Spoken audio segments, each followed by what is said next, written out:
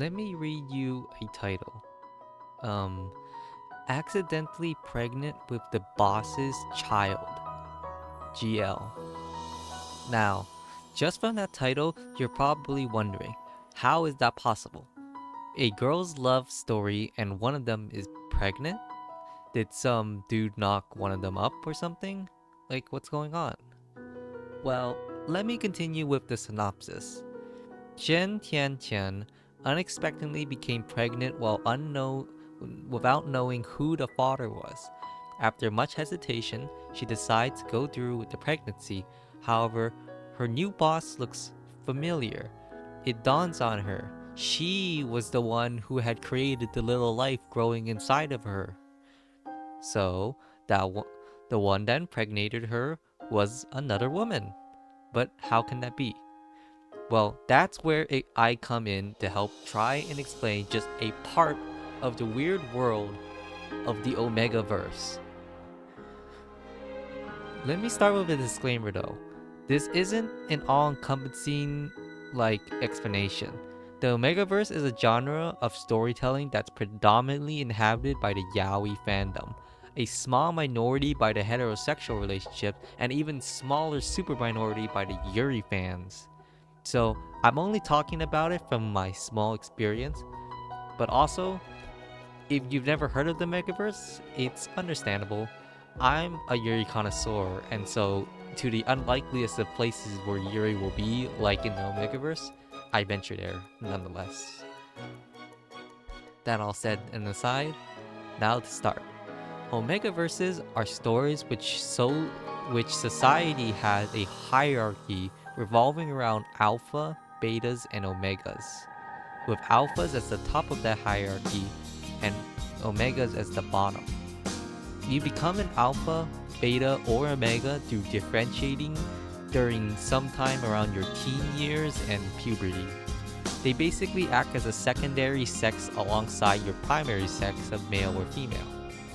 What it means to be an alpha, beta, or omega is life-changing though, as the onset of secondary sex characteristics basically determine the trajectory of your life. The simple ones are betas. They are pretty much normal people that don't really change at all. So your current concepts of a man or woman are the same with beta men/women. When we get to alphas and omegas are where the weird stuff begin to happen.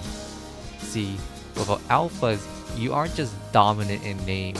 For example, say you're some average 155 centimeter girl with average grades and average physical strength.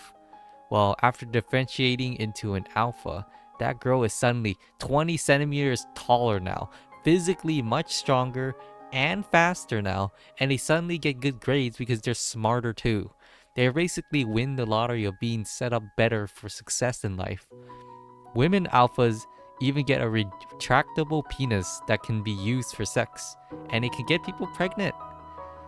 And this is all fundamental basic knowledge that most stories assume you just understand before reading. It's not explained. Meanwhile, omegas go in the reverse direction. That average 155 centimeter girl, when they're fetching into omega, will get shorter, physically much weaker, and a bit dumber. Basically, lost the lottery and is set up for failure in society. They have to fight an uphill battle to want to accomplish things and be recognized for their efforts, or just become the partner of a superior alpha who has to take care of them for life. Funny thing, I learned male omegas also have like an uterus and they can get pregnated by an alpha. That's why the yaoi side of the Omegaverse is like the place for mpreg in the entire world.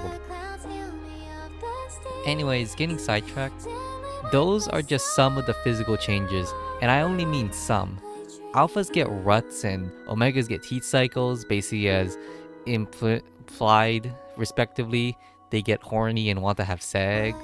It's just a part of them. It's just normal. And they also have these scent glands around their neck that emit pheromones that attract each other, which are usually really strong and have to be legally suppressed. They even have separate restrooms for alpha, omegas, and betas instead of just the usual two of men and women, because alpha males and females get 2, beta males and females get 2, and omega males and females get 2, meaning 6 separate restrooms for them. Imagine you go to school and you have to build just like a line of 6 different restrooms for all the different sexes, and it's just normal. These are all concepts that you're just expected to understand before getting into a lot of dramas or stories in Omegaverse. Like, the amount of wiggling I had to do when I first read my first Omegaverse was insane. That all said, if you get past the fundamental world building of Omegaverse, that's when you can start enjoying and reading Yuri Omegaverses with a knowledgeable mind.